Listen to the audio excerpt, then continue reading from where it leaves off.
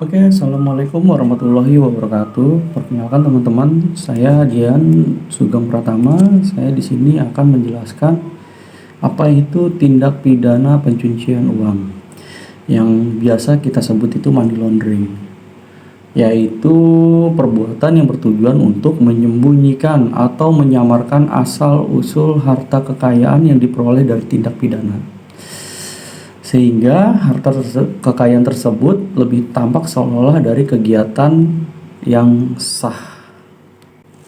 Secara secara sederhana, mengapa sih tindak pidana pencucian uang itu di uang haram yang dijadikan uang halal? Pertama, yaitu mendukung kejahatan. Dalam menyembunyikan asal-usul uang haram, pelaku kejahatan dapat menikmati hasil kejahatannya tanpa terdeteksi dan terus mendanai kegiatan kriminal lainnya. Juga merusak sistem keuangan, uang hasil kegiatan yang masuk ke dalam sistem keuangan dapat mengganggu stabilitas dan integritas sistem tersebut. Yang ketiga, menciptakan persaingan tidak sehat dalam bisnis, itu bisa membuat persaingan yang tidak sehat.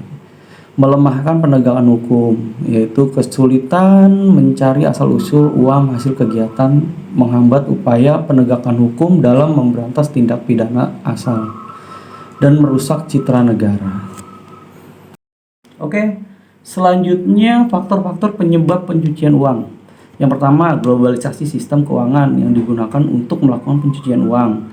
Yang kedua, kemajuan teknologi informasi seperti internet di dunia maya yang telah membuat batas-batas negara menjadi tak berarti. Yang ketiga, ada ketentuan rahasia bank yang sangat ketat. Nah, ini juga jadi salah satu alasan nih. Yang keempat, penggunaan nama samaran atau anonim pada sistem perbankan. Yang kelima, ada penggunaan electronic money atau e-money yang tak terlepaskan dari maraknya e-commerce.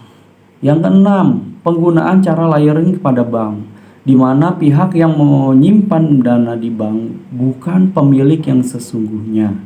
Yang ketujuh, berlakunya ketentuan hukum terkait kerahasiaan hubungan antara layer, akuntan, dan kliennya. Yang kedelapan, pemerintah di suatu negara kurang bersungguh-sungguh untuk memberantas praktek pencucian uang. Yang terakhir, ada tindak diskriminasinya perbuatan pencucian uang. Selanjutnya ada tahapan tindak pidana pencucian uang. Di situ biasanya ada 3. Yang pertama, ada placement atau penempatan. Tahapan ini melibatkan upaya untuk memasukkan dana hasil tindak pidana ke dalam sistem uang atau ekonomi formal. Biasanya berbentuk seperti uang tunai ke bank, membeli instrumen keuangan, atau menyelundupkan uang ke luar negeri. Yang kedua, ada layering atau pelapisan. Tahapan ini bertujuan untuk memisahkan dana dari sumber ilegalnya melalui serangkaian transaksi yang kompleks dan berlapis. Tujuannya itu untuk mengaburkan jejak audit nih, mempersulit pelacakan asal-usul dananya. Contohnya, transfer dana antar rekening, pembelian, dan penjualan aset. Yang ketiga, ada integration. Tahap terakhir ini adalah mengintegrasikan kembali dana yang telah dicuci ke dalam perekonomian yang sah, sehingga seolah-olah berasal dari sumber dana yang legal. Ya, biasanya nih contohnya ada di investasi dalam bisnis yang sah, pembelian properti, atau konsumsi barang mewah. Oke, selanjutnya tipologi pencucian uang adalah pola atau metode yang umum digunakan oleh pelaku untuk menyembunyikan atau menyamarkan asal-usul dana hasil dari tindak pidana agar tampak legal. Dan tipologi pencucian uang yang kerap terjadi di seluruh dunia yaitu 1. Penyembunyian dalam struktur bisnis. Yang kedua, penyalahgunaan bisnis yang sah. Ketiga, ada penggunaan identitas palsu, dokumen palsu, dan perantara. Yang keempat, pengeksploitasikan masalah yang menyangkut yurisdiksi internasional. Yang kelima, ada penggunaan harta kekayaan tanpa nama. Ya, penyembunyian dalam struktur bisnis yaitu pelaku pencucian uang berupaya untuk menyembunyikan uang hasil kejahatan dalam kegiatan normal dari bisnis atau ke dalam perusahaan yang telah ada yang dikendalikan oleh organisasi kejahatan yang bersangkutan. Ya, upaya ini memindahkan uang melalui sistem keuangan dengan mencampur uang tersebut dengan transaksi-transaksi bisnis yang telah ada, memberikan keuntungan bagi pelaku pencucian uang. Dan keuntungan yang diperoleh oleh pelakunya antara lain adalah pelaku pencucian uang dapat lebih memiliki kendali terhadap perusahaan yang digunakan untuk melakukan kegiatan pencucian uang, baik melalui beneficial ownership atau melalui terjalinnya hubungan yang dekat dengan pemilik perusahaan yang sebenarnya. Yang kedua, lembaga keuangan yang digunakan untuk mentransfer dana akan kurang curiga apabila kemudian mengetahui adanya fluktuasi yang demikian besar dalam rekening perusahaan. Yang ketiga, kegiatan bisnis memiliki alasan sah untuk melakukan transfer kepada penerima uang yang berada di luar yurisdiksi. Yang keempat, beberapa bisnis misalnya restoran melakukan transaksi dengan pengguna uang tunai, dan lembaga-lembaga keuangan akan kurang curiga apabila pelaku pencucian uang melakukan penyimpanan uang tunai dalam jumlah besar. Yang kelima, hubungan antara pelaku pencucian uang dengan perusahaan yang bersangkutan dapat disembunyikan melalui struktur kepemilikan perusahaan karena tidak menggunakan rekening pribadi yang memerlukan identitas khusus dari lembaga keuangan. Yang keenam, biaya untuk mendirikan perusahaan tidak mahal dan terjadinya pihak-pihak yang memfasilitasi manajemen perusahaan tersebut untuk melakukan tindak pidana pencucian uang. Selanjutnya ada penyalahgunaan bisnis yang sah.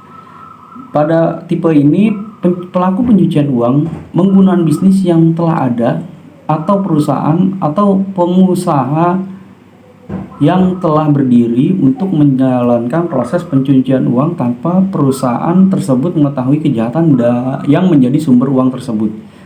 Keuntungan yang diperoleh melalui tipe ini menggunakan bisnis lain yang tidak mengetahui asal-usul uang yang digunakan adalah uang tersebut akan terlihat seakan-akan berasal dari perusahaan tersebut dan bukan berasal dari kejahatan, di mana dalam kegiatan ini sering menggunakan tenaga profesional seperti lawyer dan akuntan.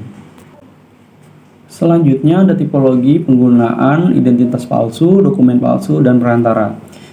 Tipe ini pelaku mencuci uang menggunakan orang-orang yang tak ada hubungannya dengan kejahatan atau disebut strawman, yang digunakan untuk menyimpan dan menarik uang tersebut di bank, dan apabila transaksi-transaksi tersebut menjadi perhatian penegak hukum, maka yang terungkap hubungan transaksi tersebut dengan kejahatan yang terjadi dan akan menghilangkan jejak sumber uang tersebut. Selain itu, penggunaan dokumen-dokumen atau identitas palsu untuk membuka rekening bank atau untuk melakukan transaksi sehingga dapat menyembunyikan hubungan antara uang tersebut dengan pelaku pencucian uang. Dokumen palsu juga dapat digunakan oleh pelaku pencucian uang untuk menunjang upaya pencucian uang yang dilakukan untuk membuktikan kebenaran mengenai dana yang disetorkan pada lembaga keuangan. Selanjutnya ada teknik pencucian uang. Yang pertama, melalui sektor perbankan. Bank merupakan mekanisme yang paling penting untuk dapat menyembunyikan hasil kejahatan dengan menggunakan cara antara lain penggunaan rekening dengan nama palsu atau nama orang-orang yang melakukan kegiatan untuk pihak lain, misalnya pembukaan rekening oleh pengacara dan akuntan, termasuk pula penggunaan perusahaan-perusahaan gadungan sebagai pemegang rekening, di mana rekening tersebut digunakan untuk memfasilitasi penyimpanan dan pentransferan uang hasil kejahatan. Selanjutnya ada yang melalui sektor non-perbankan. Selain perbankan, lembaga non-perbankan dan bisnis non keuangan menjadi tempat yang menarik bagi pelaku pencucian uang untuk memasukkan hasil kejahatannya ke dalam jalur keuangan yang biasa, di mana aktivitas pencucian uang tidak hanya dilakukan pada sektor perbankan, juga telah beralih ke sektor non-perbankan dan bisnis non-keuangan, serta berbagai profesi, misalnya bisnis penukaran uang, yang menjadi ancaman bagi pemberantasan pencucian uang, di mana pengaturan bisnis penukaran uang tidak diatur secara ketat dalam halnya lembaga perbankan dan lembaga-lembaga keuangan tradisional yang lainnya. Selanjutnya ada penggunaan fasilitator profesional. Teknik ini yang cenderung digunakan oleh pelaku pencucian uang dengan menggunakan fasilitator profesional. Dan selanjutnya juga ada mendirikan perusahaan gadungan. Teknik pencucian uang ini dilakukan mendirikan perusahaan-perusahaan gadungan yang kemudian entitas bisnis tersebut para profesional membangun jaringan yang sangat rumit dengan maksud menyembunyikan asal-usul hasil kejahatan. Lalu melalui bidang real estate, teknik pencucian uang ini dilakukan oleh para pencucian uang selain melalui sektor perbankan, ada juga dengan investasi di bidang real estate, di mana kegiatan investasi ini dengan jangka waktu tertentu, maka asal-usul uang tersebut tidak bisa terdeteksi. Ada juga melalui sektor asuransi dan juga sektor sekuritas, di mana sektor asuransi tersebut menjadi sektor yang sangat rentan terhadap pencucian uang. Biasanya para pelaku membeli produk-produk asuransi dan menjualnya kembali dengan harga diskon. Ya, dengan harga diskon tentunya mereka sudah mendapat untung ya. Dan kemudian melalui sektor sekuritas juga yaitu perdagangan efek-efek seperti saham dan obligasi menjadi rentan untuk diinfiltrasi oleh pelaku pencucian uang, terutama pada tahap layering. Yang terakhir ada penyalahgunaan corporate. Badan hukum korporasi menjadi salah satu sarana yang digunakan untuk pencucian uang, melibatkan badan hukum korporasi untuk menyamarkan atau menyembunyikan hasil kejahatannya, di mana badan-badan hukum korporasi tersebut dapat berupa perusahaan atau yayasan. Oke, mungkin itu yang bisa saya jelaskan dan saya terangkan. Kurang lebihnya saya mohon maaf bila ada salah-salah kata. Wassalamualaikum warahmatullahi wabarakatuh.